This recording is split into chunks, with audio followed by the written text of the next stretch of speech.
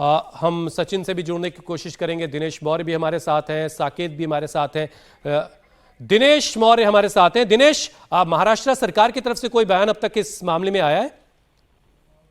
आधिकारिक तौर पर अब तक कोई बयान महाराष्ट्र सरकार की तरफ से जारी नहीं किया गया है।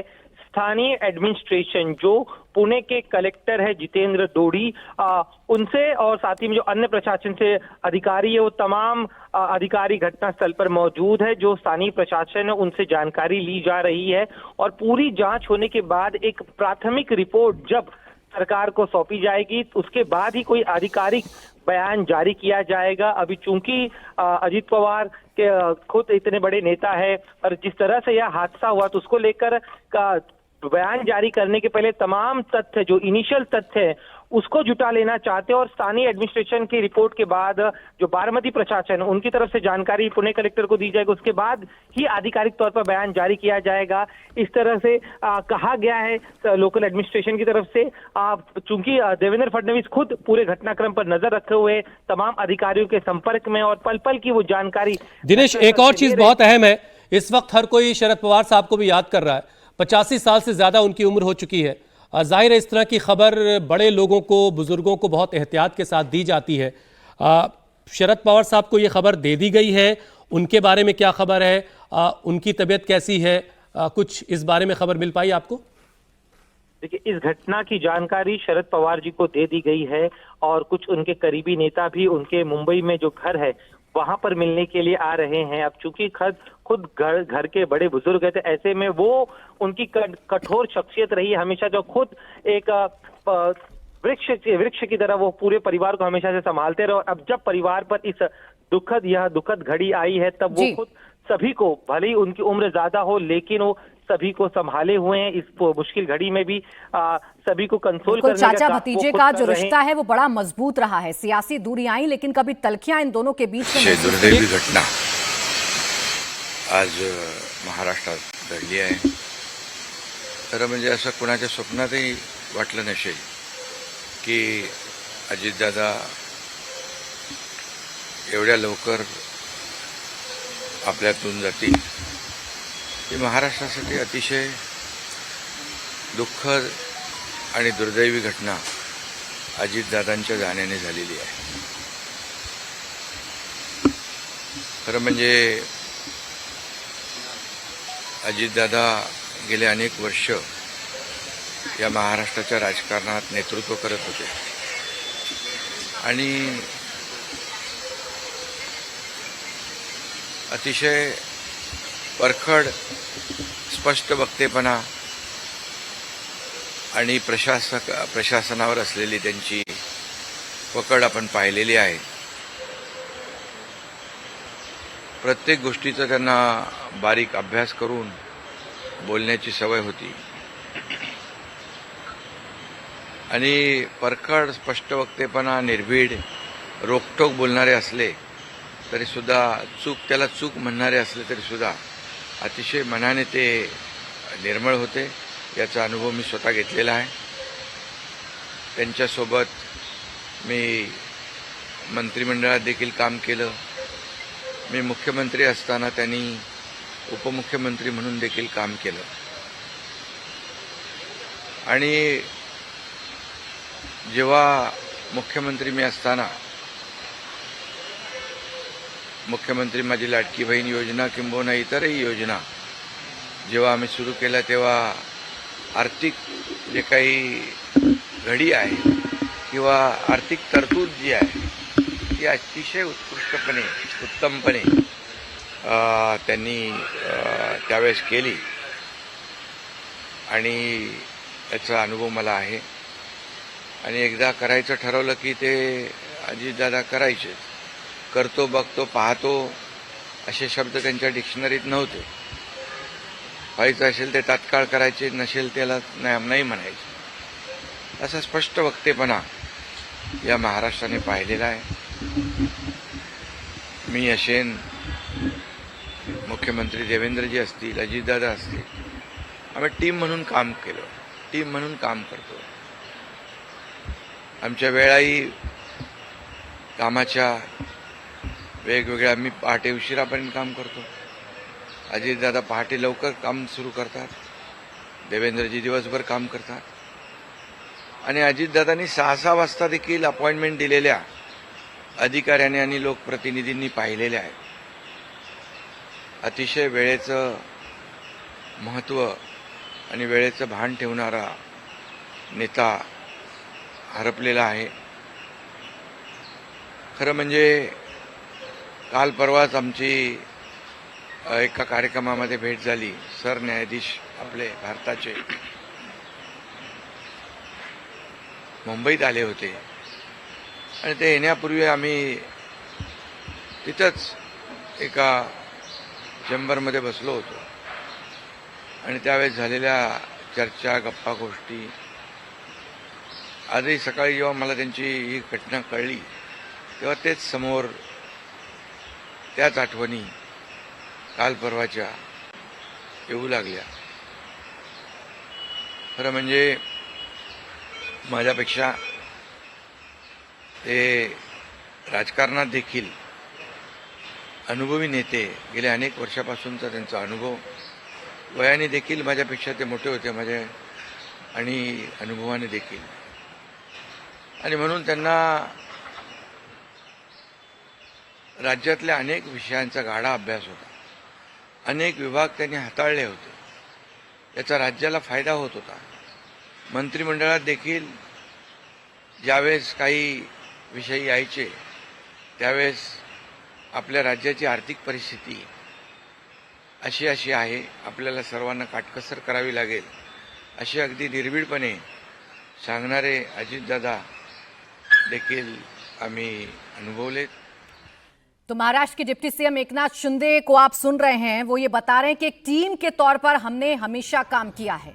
वो लगातार ये बता रहे हैं कि अजीत पवार अपनी मेहनत के साथ जनता के बीच में जाया करते थे, जनता की बातों को सुना करते थे, जनता की समस्याओं को एड्रेस किया करते थे.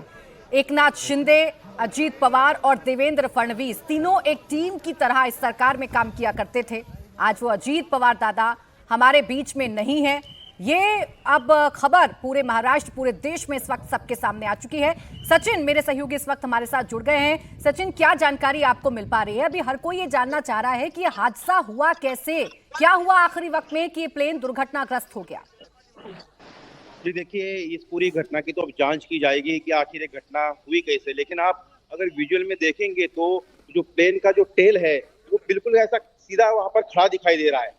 इसका एक अंदाजा लगा सकते हैं, एक अंदाजा ये हम लगा सकते हैं कि क्या हुआ होगा, क्योंकि ऐसा लग रहा है कि वो जो जिस तरह से अंदर फंस गया है वो और खड़ा हो गया है उसका टेल, तो उससे हम अंदाजा लगा सकते हैं कि किस तरह से प्लेन जबरदस्त तरीके से नीचे क्रैश हुआ होगा.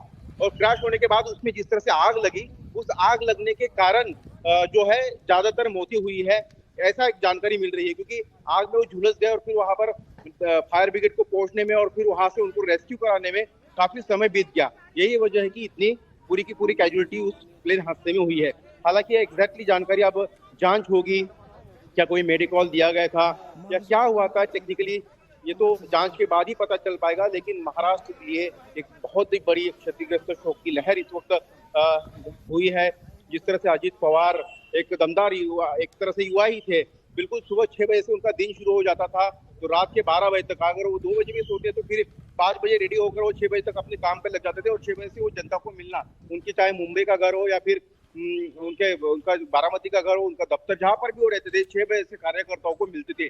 और अजित पवार हमेशा ये कहते थे अगर किसी का कोई इमरजेंसी काम है, उसको अगर जरूरत है तो 6 बजे भी आएगा और 5 बजे भी आएगा.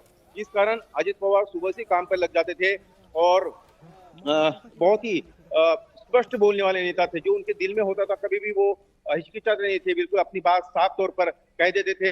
और एक तरह से जी हुजूरी उनको बिल्कुल पसंद नहीं था. उनकी एक स्वभाव की खास बात ये बोल्ड व्यक्तित्व और बोल्ड राजनीति करने वाले एक नेता के तौर पर पहचाने जाते थे. तेजी से चलना, तेजी सारे काम निपटाना. और शायद आज उनके मिलने वाले कह रहे होंगे कि इतनी भी जल्दी क्या थी, तुम इतने जल्दी क्यों चले गए.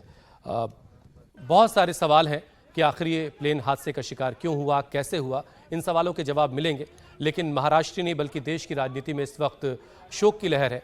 हर तरफ हर किसी की आंखें नम हैं, हर किसी का दिल इस वक्त भारी है. एक ऐसा शख्स जिसकी हर एक सियासी पार्टी में बेहतरीन कनेक्शन थे, हर एक से बेहतरीन ताल्लुकात थे और ये सब कुछ शरद पवार से ही उन्होंने सीखा था।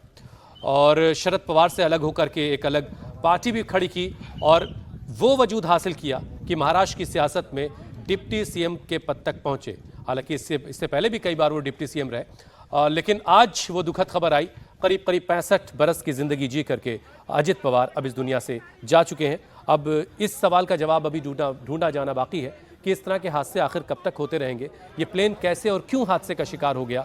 और ऐसे वक्त में जब किसी एक सूबे का डिप्टी सीएम किसी प्लेन में सफर कर रहा हो तो उसके क्या प्रोटोकॉल रहे होंगे, क्या उसके साथ वो तमाम सिक्योरिटी चेक्स, वो सारा क्लियरेंस, सब कुछ प्रॉपरली हुआ नहीं हुआ, इन तमाम सवालों के जवाब आने बाकी हैं, क्योंकि बहुत सारे लोग इन सवालों के जवाब जानना चाहते हैं।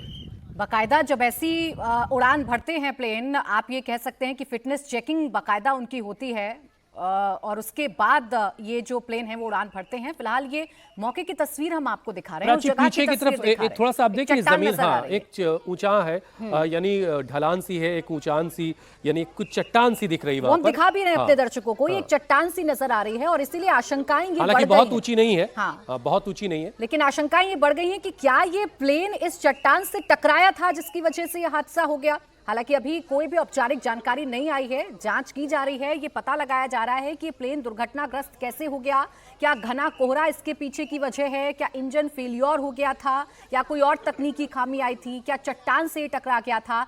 तमाम संभावनाएं हैं जिन पर चर्चा की जा रही है, लेकिन अभी कोई पुख्ता जानकारी निकलकर सामने नहीं आई है। इसकी जांच की जाएगी और इसीलिए अभी तक महाराष्ट्र सरकार की तरफ से कोई ऑफिशियल बयान सामने नहीं आया है, क्योंकि महाराष्ट्र सरकार भी मौके की पूरी जानकारी जुटा रही है। दिल्ली से प्रधानमंत्री नरेंद्र मोदी फोन कर चुके हैं देवेंद्र फडणवीस को, गृहमंत्री अमित शाह फोन कर चुके हैं मुख्यमंत्री देवेंद्र फडणवीस को, और ये जानकारी उन्होंने भी हासिल करने की कोशिश की है कि सुबह सुबह क्या हुआ मौके पर। उनके उप मुख्यमंत्री कार्यकाल में मैंने मंत्री के रूप में काम किया। मैं मुख्यमंत्री था तभी उन्होंने उप मुख्यमंत्री के रूप में काम किया। आज देवेंद्र जी मुख्यमंत्री है,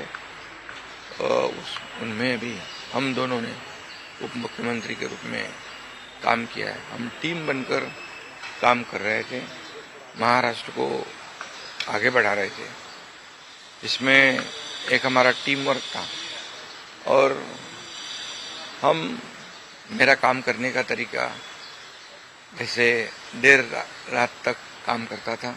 अजीत दादा जल्दी सुबह उठकर उनकी शुरुआत होती थी, देवेंद्र जी भी दिन भर काम करते और सुबह उन्होंने 6 बजे अपॉइंटमेंट दी हुई, ये भी इस राज्य के अधिकारियों को पता है। एक समय को बहुत ही महत्व देने वाले, एक कद्दावर, बहुत ही कर्मठ नेता जो है, समय सूचकता रखने वाले नेता जो है, ये नेता हमारे में से अभी नहीं रहे और ये हमारा और महाराष्ट्र का, उनके परिवार का बहुत काफ़ी बड़ा नुकसान हुआ है।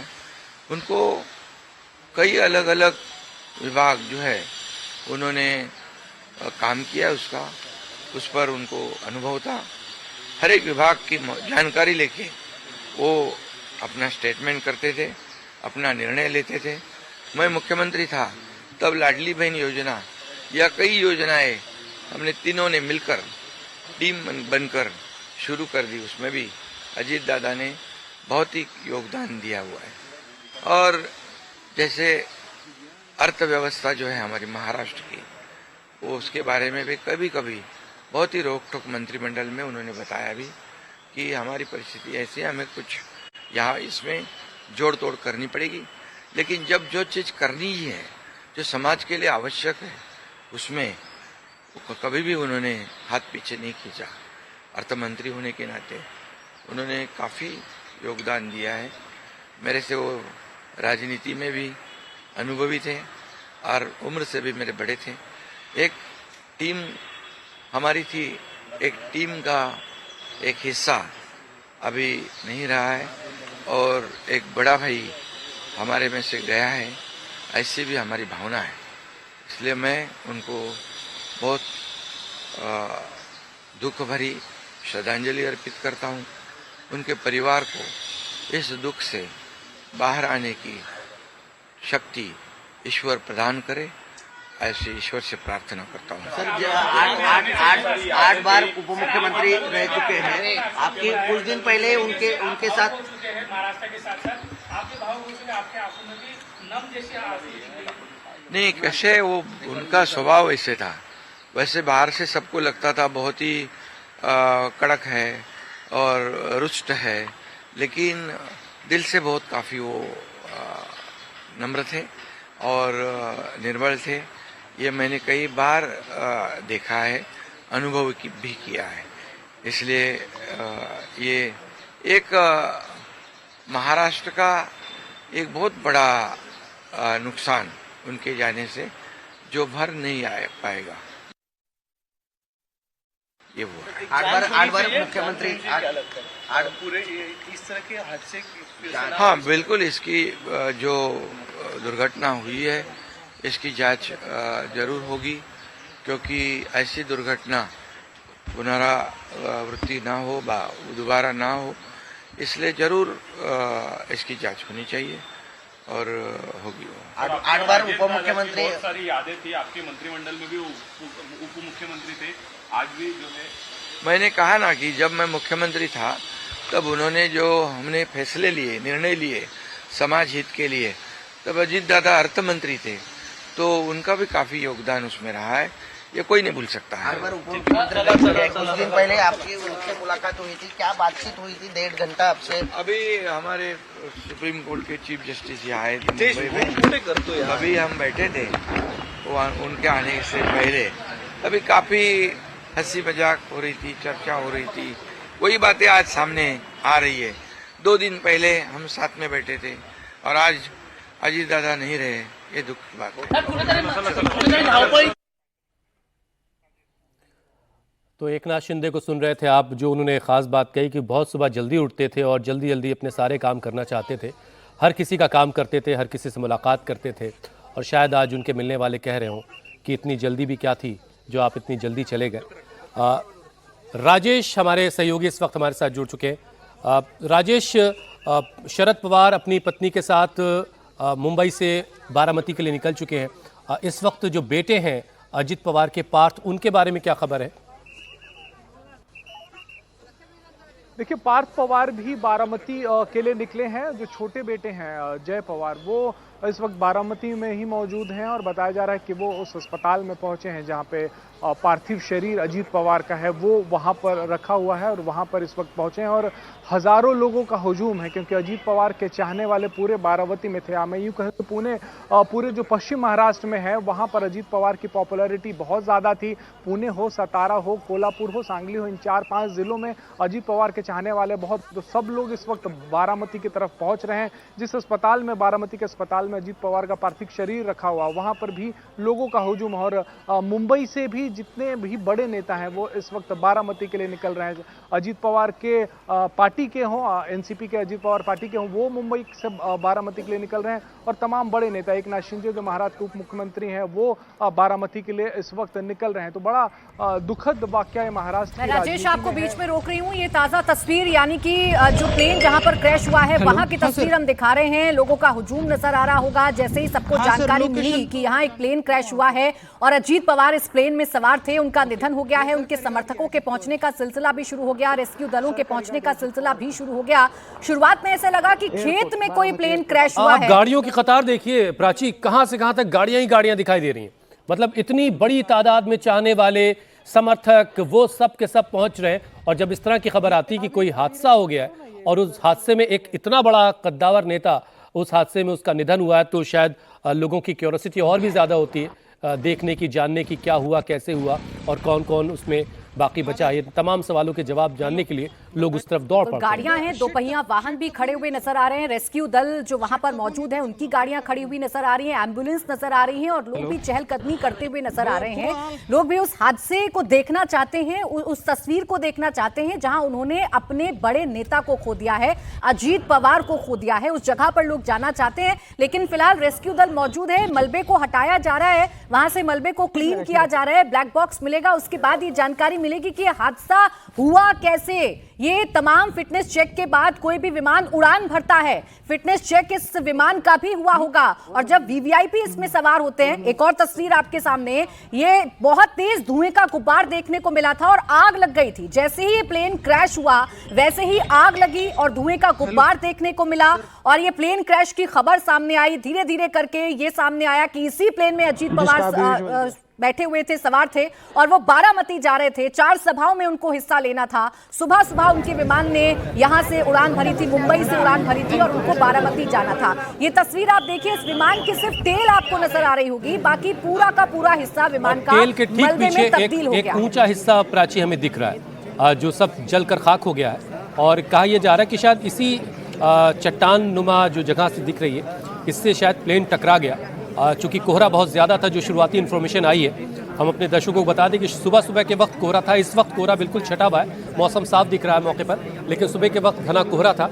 और शुरुआती जानकारी ये आई कि पायलट एयर स्ट्रिप ठीक से नहीं देख पाया और उससे पहले ही किसी ऊंची जगह से यानी चट्टान से प्लेन का कोई हिस्सा टकराया और उसके बाद प्लेन हादसे का शिकार। भी चट्टान नुमा हिस्सा नजर आ रहा है, ये पूरा एक स्लाइड, एक ढलान नजर आ रही है। पठारी इलाके हैं उस तरफ। उसके नीचे ये प्लेन गिरा हुआ है, उसके नीचे मलबा नजर आ रहा है और लोग यहीं से होकर इस प्लेन के हिस्से को देख रहे हैं, क्योंकि यहाँ सिर्फ एक टेल नजर आ रही है प्लेन की। बाकी पूरा का पूरा जो प्लेन का हिस्सा है वो मलबे में तब्दील हो गया है, राख में तब्दील हो गया है, धुआं है और आग यहाँ पर लग गई थी। धीरे धीरे करके अब जैसे जैसे रेस्क्यू दल इस मलबे को हटा रहा है, वैसे वैसे और भी जानकारी सामने आ रही है। पुलिस खड़ी है, लोग क्या कह रहे हैं सुनते हैं। घराच्या पाठीमागच काम चाललं होतं आमचं। नेमकं काय घडलं त्यावेळी?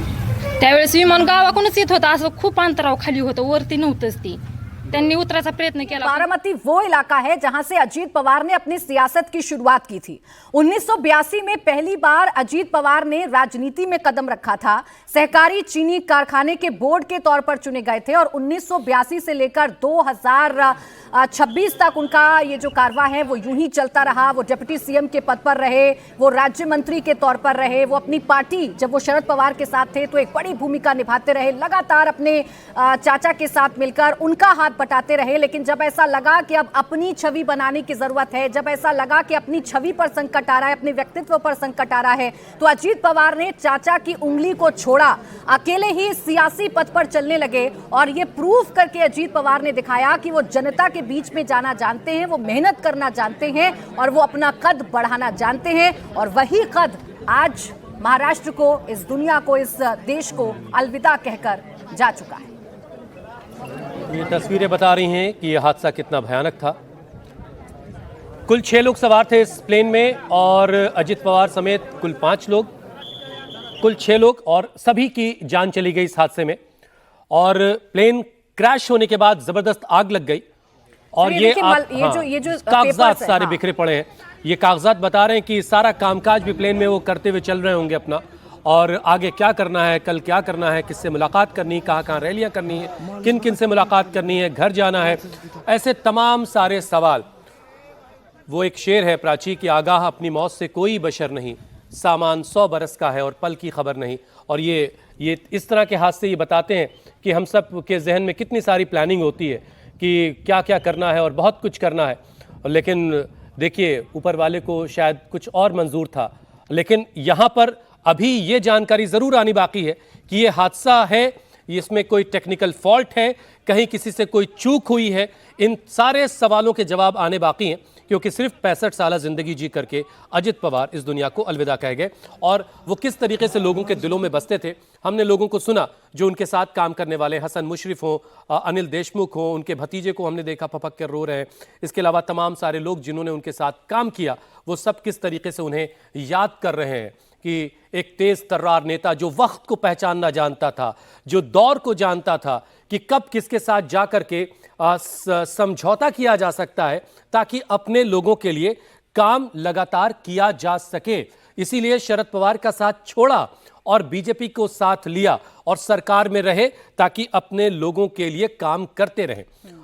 बहरहाल आज आखिरी दिन था अजित पवार का, वो हमारे बीच नहीं है और ये मलबा, उस हादसे की तस्वीरें ये गवाही दे रही हैं कि आज एक भयानक हादसा हुआ और इस हादसे में कुल 6 लोगों की जाने गई। जाने सबकी कीमती होती हैं, लेकिन महाराष्ट्र के डिप्टी सीएम का जाना महाराष्ट्र की राजनीति में, हिंदुस्तान की राजनीति में एक के लिए एक बड़ा झटका भी है। तो आज अपने आखिरी सियासी सफर पर महाराष्ट्र के डिप्टी सीएम अजीत पवार निकले थे। बारामती पहुंचना था, 4 सभाओं को संबोधित करना था। जो सामान बिखरा हुआ है, जो कागजात बिखरे हुए हैं, उससे अंदाजा लगाया जा सकता है कि पूरी प्लानिंग प्लेन में बैठकर नेता करते हैं। ये तस्वीर आप देखिए, बिल्कुल नजदीक की तस्वीर है। ये प्लेन में जब आग लगी उसके बाद ये पूरा का पूरा प्लेन मलबे में तब्दील हो गया। सिर्फ एक तेल नजर आ रही है। कितनी देर तक प्राची जलती रही, इतना फ्यूल रहा होगा इस प्लेन के अंदर कि गिरते ही साथ ही एक आग का गोला बन गया। और घंटों के बाद जब लोग वहां पहुंच रहे हैं, उस वक्त तक आग इतनी तेजी से देखिए आप जल रही प्राची। बिल्कुल, धुआं अभी भी उठाई पड़ रहा है, अभी भी उठ रहा है धुआं, और उस पर लगातार पानी की बौछार की जा रही है, क्योंकि सबसे पहले इस मलबे को ठंडा किया जाएगा। आग बहुत तेज लगती है, बहुत तेज यहाँ पर गर्माहट होती है, इसीलिए पहले इस आग को ठंडा किया जाएगा। अंदर कोई चिंगारी तो नहीं बच गई है, उसको पहले ठंडा किया जाएगा। इसलिए आप देख रहे हैं कि पाइप है बड़ी बड़ी और उनसे पानी डाला जा रहा है ताकि इस मलबे को ठंडा किया जाए। और उसके बाद ये जानकारी जुटाई जाए कि आखिरी वक्त पर ऐसा क्या हो गया था कि अपनी डेस्टिनेशन के बिल्कुल नजदीक पहुंचने के बाद ये प्लेन दुर्घटनाग्रस्त हो गया, ये प्लेन धराशायी हो गया, ये प्लेन जमीन पर आकर गिरा। और अमूमन प्राची आमतौर से जो ट्विन इंजन प्लेन होते हैं वो इस तरह के हादसे का शिकार नहीं होते। लियर जेट 45 ट्विन इंजन का ये प्लेन था, और कैसे और क्यों ये हादसा हो गया, ये तमाम एक्सपर्ट्स के लिए एक बड़ा सा सवाल है। और इस तरह से बड़े बड़े लोगों के विमान हादसे का शिकार हुए हैं। अभी हाल में जो हमने अहमदाबाद में एक बड़ा विमान हादसा देखा था, उसके बाद तो बहुत सारे सवाल खड़े हुए, और ये भी हुआ कि बहुत सारे और सिक्योरिटी चेक्स होंगे, बहुत सारे और चेक्स एंड बैलेंसेस लगाए जाएंगे ताकि इस तरह के हादसों से बचा जा सके। लेकिन एक और हादसा हम आज देख रहे हैं, जब एक ट्विन इंजन का VRS कंपनी का ये प्लेन हादसे का शिकार हुआ बारामती में। अगर फॉग इस बात का जिक्र करना भी जरूरी है कि जब VIP किसी प्लेन में सवार होते हैं, जब VIP अपने प्राइवेट प्लेन से किसी भी कार्यक्रम में शिरकत करने के लिए निकलते हैं, तो बाकायदा तमाम प्रोटोकॉल्स होते हैं, बाकायदा तमाम सिक्योरिटी चेक्स होते हैं, फिटनेस चेक होते हैं, जिसके अप्रूवल के बाद ही कोई भी प्लेन उड़ान भरता है। अब इस प्लेन का भी फिटनेस चेक हुआ होगा, सिक्योरिटी चेक हुआ होगा, इसका ईंधन चेक किया गया होगा, इसके इंजन्स को चेक किया गया होगा। लेकिन आखिरी वक्त पर ऐसा क्या हो गया कि तमाम जो चेक्स थे वो धरे के धरे रह गए और ये प्लेन दुर्घटनाग्रस्त हो गया। इसमें आग लग गई। आग कितनी तेज है ये भी आप देखिए, धुआं अभी भी उठ रहा है, मलबा अभी भी फैला हुआ है। पूरा का पूरा प्लेन टुकड़े टुकड़े में तब्दील हो गया। सिर्फ एक हिस्सा जो प्लेन का हमें नजर आ रहा है वो टेल ही नजर आ रही है, वो टेल वाला हिस्सा ही नजर आ रहा है, जहां पर एक साबुत आपको स्ट्रक्चर नजर आएगा। और ऐसी तस्वीर हमने अहमदाबाद वाले हादसे में भी देखी थी, वहां भी सिर्फ टेल का हिस्सा हमें नजर आया था, आगे का हिस्सा पूरी तरीके से मलबे में तब्दील हो गया था। और एक दूसरी तस्वीर हम दिखा रहे हैं कि जब यहां से लोगों को निकाला गया, इसके अंदर जो लोग सवार थे उनको निकाला गया, तो उन्हें जब हॉस्पिटल पहुंचाया जा रहा था उस वक्त की तस्वीर भी हम आपको दिखा रहे हैं। यहां कुल 5 लोग सवार थे इस प्लेन में, और इन तमाम लोगों को अस्पताल ले जाया गया। ये कोशिश की गई, आखिरी वक्त तक ये कोशिश की जाती है कि अगर कोई भी जान बाकी है, कोई भी जिंदगी